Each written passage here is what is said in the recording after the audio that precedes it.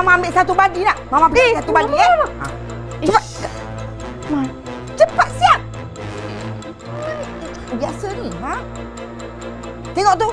Tidur berada basi semua. Basah semua ni. Macam mana siapa nak keringkan tu semua? Sampai kering, biar dia kering sendiri. Cepat. Ya Mami.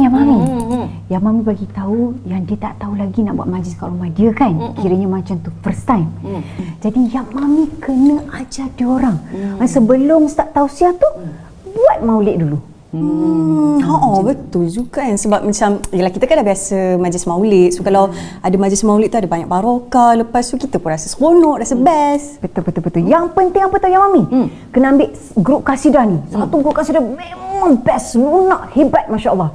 Grup kasidah kita orang. Wah, memang masya-Allah tabarakallah sangatlah. Ambil yang tu. Macam-macam suruh Mami buat. Itulah ke yang Mami juga suka calon menantu macam tu. Jadi kita kena ada strategi. Jadi biar semua orang tahu yang seorang Aisyah ni memang sedap, subhanallah ya. First of all, suara sumbang. Yang kedua, niat salah. Astaghfirullah. Yelah, niat tu dah salah. Bukan semua niat menghalalkan cara. Tapi tengoklah Mami cuba. Syukran Mami. Ya.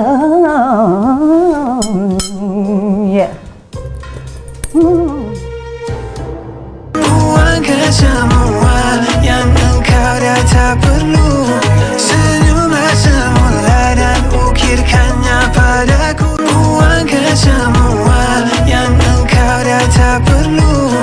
Senyumlah semula dan ukirkannya padaku. Tak apa. Buat je lah. Duduk sana. Duduk sana. Assalamualaikum warahmatullahi wabarakatuh. Waalaikumsalam warahmatullahi wabarakatuh.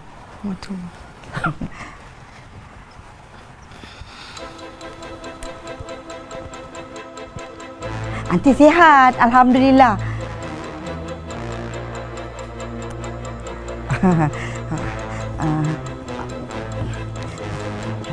Jazlan, aunty ni datang sebenarnya bagi pihak anak aunty kasih. Dia daripada malam tadi dia tak senang duduk. Pasal yang soalan yang ditanya kat Jazlan tu, dia rasa bersalah sangat. Lepas tu biar kasih cakap sendiri dengan Jazlan